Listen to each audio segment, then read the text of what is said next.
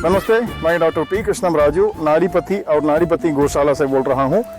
अभी हम आंध्र प्रदेश के काकीनाडा जिले के नाड़ीपति गांव जो एलेश्वरम मंडल में है वहीं पर मौजूद हैं। ये पहले लिंगमपत्ती हुआ करता था और इसका एक छोटा सा हिस्सा नाड़ीपति गांव के रूप में विकसित किया गया है। यहाँ दुनिया भर में हमारी अपनी गायें, छोटी गाय, बौनी गायें, ये सब हमारी विशेष रूप से तैयार की हुई नस्ल है। मतलब पिछले 18 सालों से 5 फुट की गाय की ऊंचाई को धीरे धीरे घटाते हुए हमने ऐसी गायों का उत्परिवर्तन करके उन्हें तैयार किया है जिनकी ऊंचाई अब 2.5 फुट, 2 फुट और यहाँ तक कि 1 फुट से भी कम है। ये सब कैसे संभव हुआ?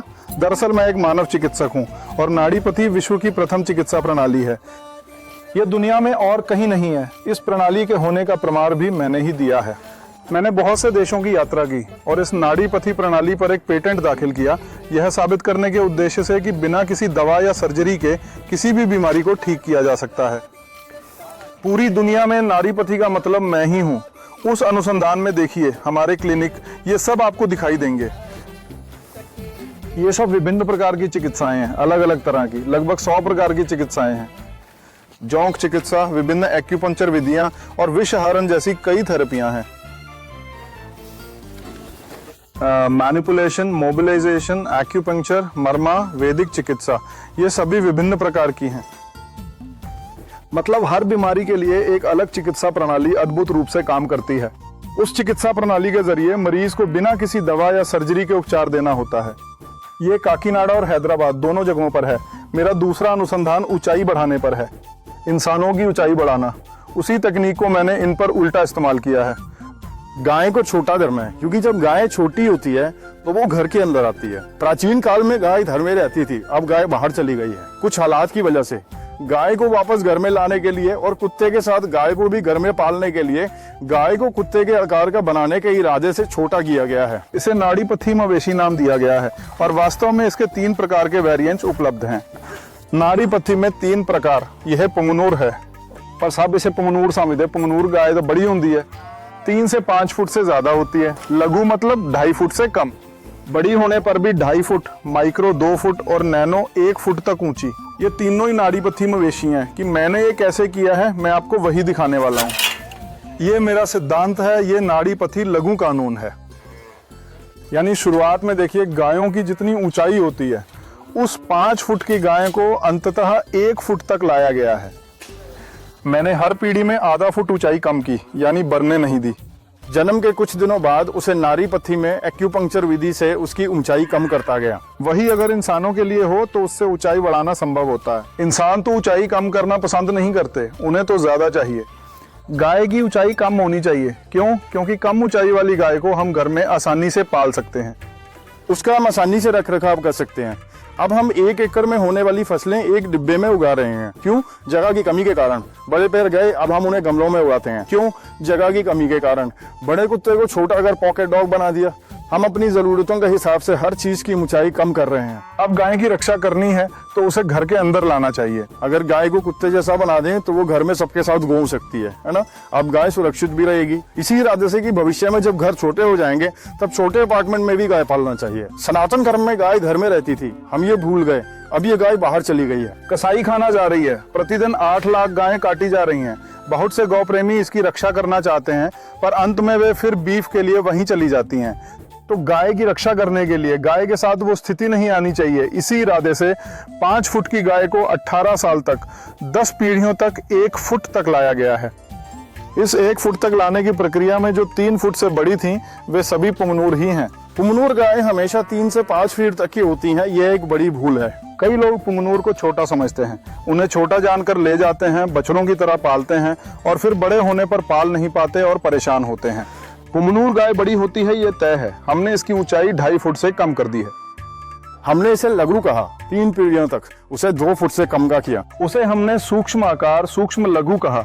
उससे भी छोटा जो अपार्टमेंट की टाइल्स में भी पल सके वैसा बनाया है।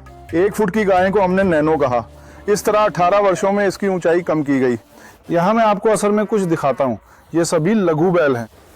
लघु गाय की सबसे ज्यादा ऊंचाई 2.5 फीट है। इनकी उम्र 8, 7, 6 साल से ज्यादा है।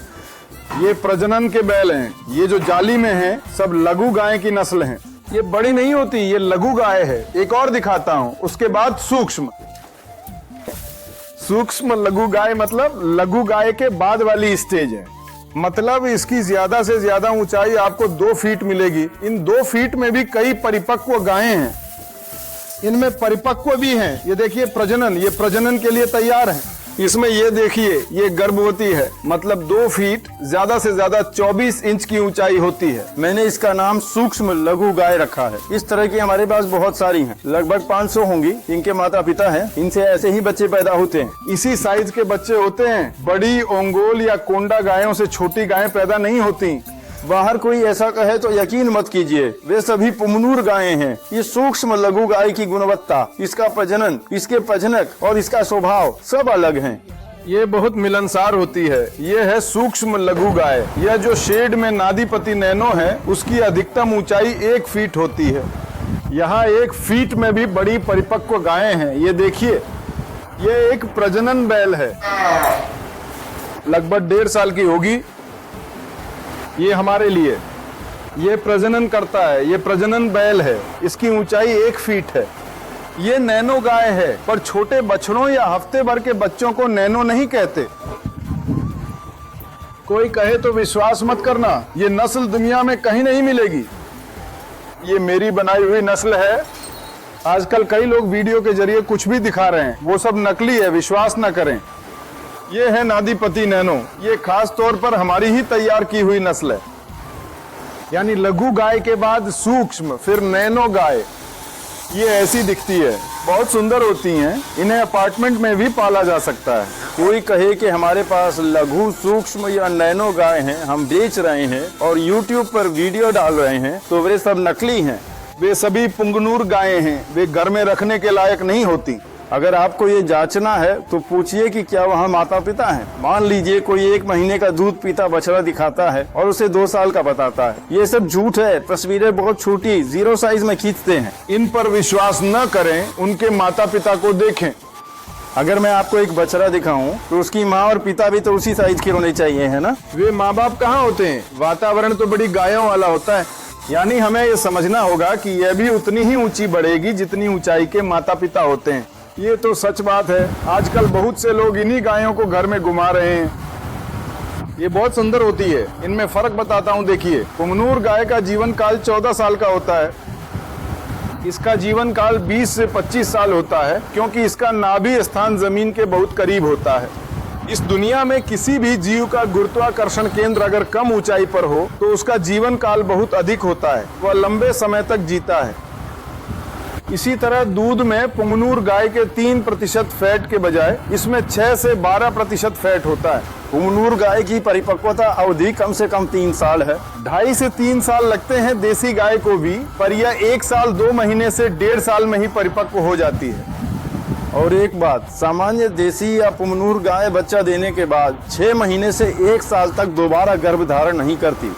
ये गाय बच्चा देने के केवल 2 महीने बाद ही फिर से तैयार हो जाती है, ताकि वो दोबारा गर्भ धारण कर सके। हाँ, दूध बहुत कम होता है, आधा लीटर, पौना लीटर से भी कम होता है।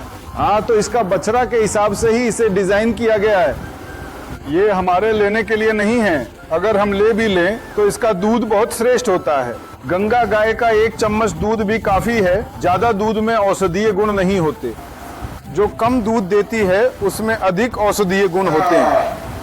और अगर इसके दूध का बाजार मूल्य बताया जाए तो ये लगभग 1500 रुपए प्रति लीटर तक होता है। घी भी आपको 60,000 से 1 लाख रुपए किलो तक मिलता है। मतलब भले ही ये कम दूध देती हैं, लेकिन औषधीय गुणों की वजह से इसकी इतनी मांग है। ये घर में आराम से रहती है, हमारे साथ घुल मिल जाती है, हमारे साथ ही तो जीवन बिताती हैं। यदि हम अपने बिस्तर पर सोते हैं तो ये बिस्तर के ठीक नीचे रहती हैं। इनके लिए शेड या ऐसी किसी चीज की जरूरत नहीं है। हम जो भी खिलाते हैं, जो हमारे पास आसानी से मिलता है, उसी से ये बहुत अच्छी हो जाती है। इनका प्राकृतिक प्रजनन ही होता है। कृत्रिम गर्भाधान जैसी चीजें इनके लिए ठीक नहीं है। केवल प्राकृतिक प्रजनन, केवल प्राकृतिक क्रॉसिंग। ये नादीपति नैनो नस्ल है। इसके बाद एक और जल्द ला रहा हूँ। ये नादीपति 0 साइज है। ये और भी छोटी होती हैं, बहुत ही छोटी। इन्हें भी जल्द ही आपके सामने पेश करूंगा।